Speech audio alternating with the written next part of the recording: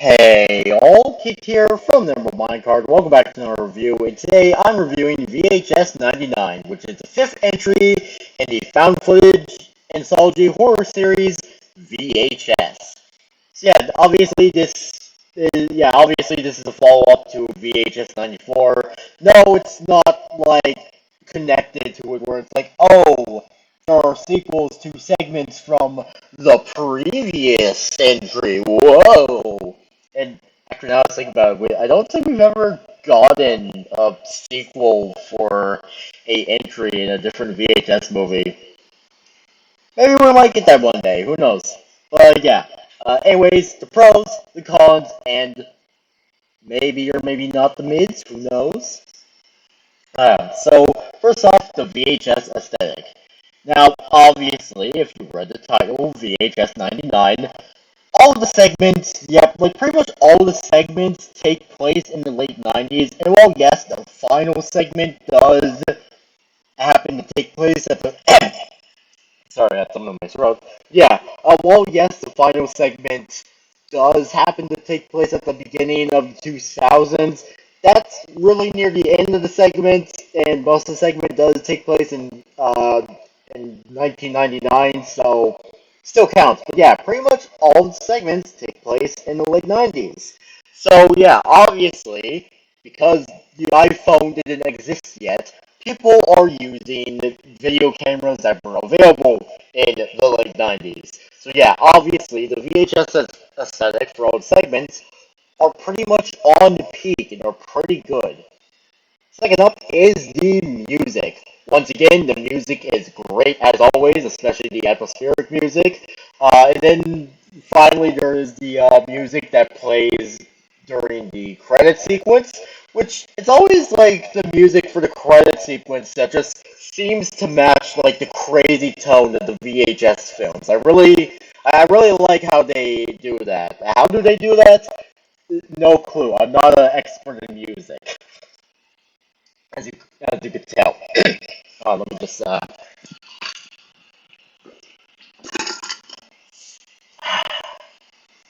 Anyways, the third thing. Now, this is something to always expect from every single VHS movie: the practical effects. Practical effects in this film are absolutely amazing as usual, and of course I'll be getting into it more as I get into each segment. And there are some practical effects in one segment that I will get to when I get to my cons. And it really upsets me of the segment that's in the cons. But again, I'll get to that when I get to that. Speaking of segments, first off is shredding. This one follows a band or an indie band, and we discovered that there was this somewhat big underground area where bands would go to perform, and one of them was a band named Bitch Cat, which is a all-female band. And the original music that was made for this segment, honestly, pretty good. It gives off those late '90s and early 2000s vibes that I happen to quite like, despite me being born in the mid 2000s. But hey, I can still enjoy it, okay? But yeah, honestly, the practical effects, especially like the gore, is pretty freaking good. And also, I quite like the friend group. You can just tell that they're like obviously like rebellious and like to cause a bit of chaos. And also, when you watch a segment, you can definitely tell which one of the group is the group's punching bag. And sadly said, group's punching bag doesn't make it to the end of the segment, sadly. Which is a real shame because like he didn't deserve his death, but it just happens because of the people he was associated with. Next up is the segment Suicide Bid. Which, yeah, I know I have to be careful when saying that because YouTube gets a bit itsy witsy when people say that when say the S word. Yeah, this follows a girl who is going to college who wants to join a not a maternity. Let me hold on. Let me do some hold on. Maternity? No, no. Sorry, VHS. And hold on. So, slide it. Okay, sorority. Sorry, just had to do some heckin' Foxo approved research. But yeah, so this one follows a college freshman or fresh woman who is who is submitting a application for a sorority. And basically, what she is doing is called a suicide bid, where basically you apply for one and only one sorority, and if you are rejected from it, you don't apply for another one ever. So, well, I don't know that much about this stuff because I never went to college. Like I was, but a bunch of life stuff happened that caused me to not go to college. But I honestly, rather honestly. But yeah, honestly, funnily enough, recently I went out for brunch with my uncle, and he told me that his daughter, or one of his daughters, who happens to be one of my cousins, has joined a sorority. So I just decided to bring it up because little fun fact. But yeah, so our main character is, yeah, she is accepted, and we get to hear a little story about a girl named Guillotine, which, yes, that, or, yeah, Guillotine, somewhere a name very similar to that, but, yeah, it's explained that she wanted to join the same sorority that our main character joined, and basically the whole thing to join the sorority is you have to survive a night or something being buried alive in a coffin. So, yeah. Now, obviously, most normal people or regular people would not do this. But here's the thing: our main character is very desperate, and she's already at the place with them, so she might as well. And yeah, obviously things go wrong, and she happens to eventually meet up with Guillotine, and our the sorority girls think, oh no, she's dead, and then like a I know what you did last summer moment happens, and they're like, okay, we never talk about this again. But then later they wake up in coffins of their own, and we discover that, oh, our main character is now working with Guillotine or something, and Guillotine now has all of the fresh women of the sorority to play with in hell. I don't know why I made it sound so epic, but I guess I just did. Look, it's 12 in the morning. Please cut me some slack. But yeah, honestly, I quite like the segment. Pretty good. Next up is actually the wraparound segment, aka the segment that we return to after each other segment. This is called The Gawkers. It follows a small friend group of teenage boys plus one of their younger brothers. And yeah, our main characters are complete simps and also a bit creepy towards women. So that's all I'm going to say about them. Yeah, they discovered that our main character, yeah, the group discovers that our main character and his brother live near a pretty good looking girl, I must say, and also who has a pretty good looking car as well. Not in that way, you lunatics. But yeah. Uh, the younger brother of our main character of this segment happens to happens to work with the girl next door on getting her computer set up, and obviously this excites the hormonal teenagers because as a teenager who was going through them hormones, yeah, okay, look, what have I done the things that our main characters did in this segment? No, no, I wouldn't. But honestly, I understand why. But yeah, after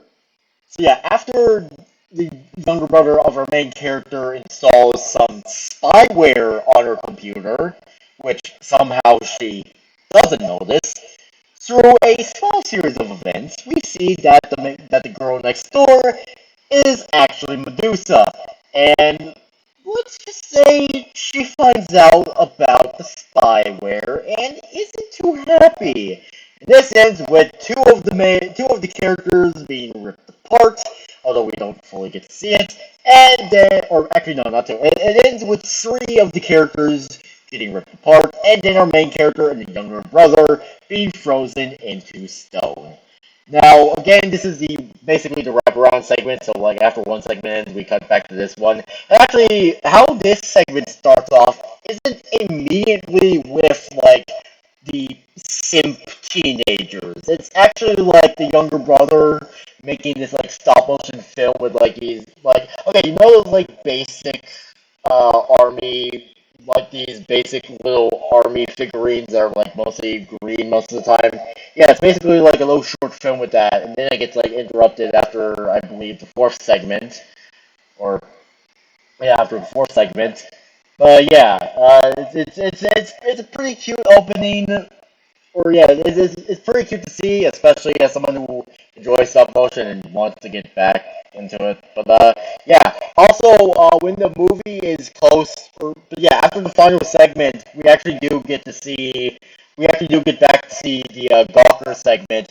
It ends in an unnerving, it ends in an unnerving scene where like obviously the Medusa chick has left, and we see our two main characters obviously frozen as statues. And then like the battery of the camera like flashes, like you know when the camera battery is about to die and it like flashes on the camera. Well, that's what happened. I don't know why. The scene was really unnerving to me. But yeah, honestly, the Gawker segment was pretty good. And now we get to the final segment, to Hell and Back. So this is the one that ends on the year being the 2000s. Basically, this follows a two-person film crew who are recording a small cult putting the soul of a demon god inside of a woman who seems a bit too happy about it. Like, she seems willing about it though, although, personally for me, I don't think, personally for me, who would want to be a willing sacrifice? Like, genuinely, who would want to be a willing sacrifice for anything? Especially if it's like, oh hey, okay, like imagine like the small group of people come up to you and they're like, hey, would you like to be a vessel for this demon god? Most of the time, people are not going to say yes. They're not going to be very enthusiastic about it. So, but again, that's just me. Honestly, I really do like this one, especially the location it takes place in, which actually, the location this movie takes place in is semi-real. Alright, let me explain. So obviously, a decent amount of this segment takes place in hell because our two main characters end up getting dragged into hell when like a minor demon is summoned and like the cult like sends it back to hell, and the minor demon. And when I say minor demon, I'm like saying like a lesser demon, not the child demon. Yeah, the lesser demon ends up taking our two main characters back down to hell, and basically they found like this like I'll put up the location on screen, but yeah, they found this area, and obviously they used like special effects to add like the red skies, the lightning and stuff. Obviously, those parts weren't real, obviously. But yeah, I find it cool that the place they filmed for the hell parts is like an actual location. I find that pretty sick. But yeah, the demon designs we get to see are gross and cool. We are also introduced to another character who is named Mabel. She is the one who like is able to guide our two to the demon god in question to get them out of there. And sadly, she doesn't make it to the end of the segment. She ends up getting impaled by one of these other cult members, but thankfully, our two main characters are able to escape, with one of them ending up in the body of the vessel. Sadly, both of them get killed, but our main character slash the cameraman, in his final moments of life, he like crawls himself to like this book of the cult, and he writes down Mabel's name because like when our two main characters meet Mabel and like bring up the book and the demon god that the cult is trying to summon, she's basically like, please, write my name in the great book, I beg of you. And yeah, the movie, in the credits, after the song ends, you actually get to hear audio of the cult summoning Mabel. So, at least Mabel gets a happy ending. At least. But yeah, so those are the pros, and now the cons, which is my only con is the segment. And considering I didn't mention the pros, you probably know what it is. And that is the Aussie's Dungeon segment. Now, it upsets me to put this segment in cons because not only the special effects and the practical effects in this segment are freaking great, but also our somewhat main character of the segment is played by the same actor who voiced Trevor from GTA 5. Like, like you would think with all that and be like, oh, this is like a good segment. Well, yeah, like I enjoyed it, but there's just the problem that it's really fucking gross, especially when we get to like a part of the segment that's like a recreation of like the set that we see. Okay, so basically this segment follows a game show, like think something that you would see on Nickelodeon in the 90s. And basically one of the contestants gets like a serious injury, which is very painful to look at, and like it's later revealed when she's older that like she it was never treated and her leg looks so rotted and decomposed. It's like why do you still have that leg on? Why did you not remove it when it started to look disgusting? But when you like see the scene in question, you can definitely tell that the family isn't really that well off. So I guess that's an explanation. But yeah, so basically our main character, the host, who is played by the same guy who voiced Trevor, basically he ends up getting punished by having to play having to play a cheap and demented version of the set of the game show he hosted. Which here's the thing. Why is he being punished when he's not the one who caused the contestant of the family to get her leg seriously injured? It was literally someone named Timmy. That's right, this segment has a little shit named Timmy, who is the reason why the other contestant's leg gets broken. Like, why didn't they go after him? Like, again, the host, I'm just going to refer to him as Steve because that's the name of the actor who played Trevor in GTA. Like, why is he being punished? He didn't cause the damage. Also, another thing I have to complain about, we don't really get to see what the contestant of the family's wishes. Like, what happens is the segment ends with, like, the host's face and in the faces of the family of the contestant in question, like, their faces, like, start melting and stuff, and, like, the segment ends with the camera zooming on the contestant's face, and she's, like, smiling. It's really weird, is, like, we don't get to understand what her wish is. Which, here's the thing, when I say that, like, I'm not trying to say, oh, we need everything explained to us. I'm not trying to say that. Just, I don't know, it just would have been nice to get, like, a hint so I could have had something to work with. But yeah, and again, I know I shouldn't be complaining about the logic of why they chose the host to torment instead of the one who actually caused the injury. But, yeah, sorry. But then again, complaining about horror movie logic is like complaining about how water is wet, so yeah. But yeah. But besides that, yeah, this segment honestly gets really gross, and that's kind of a push away for me for this. In fact, actually, in my honest opinion, this segment is actually kind of more grosser than the Coochie Coochie Coo segment in VHS Halloween, which, if you saw that segment, yeah, that's kind of a lot to say. But yeah, and now finally the mids. Surprise, I have no mids. There weren't really any segments that I was like, eh, there wasn't really any middle ground. So yeah. So yeah, I give VHS 99 6 out of 7 stars. So yeah, honestly, I enjoyed this movie, and while yes, I had a lot of problems with the Ozzy's Dungeon segment, mostly because of how gross it was, and also the horror movie logic I keep complaining about.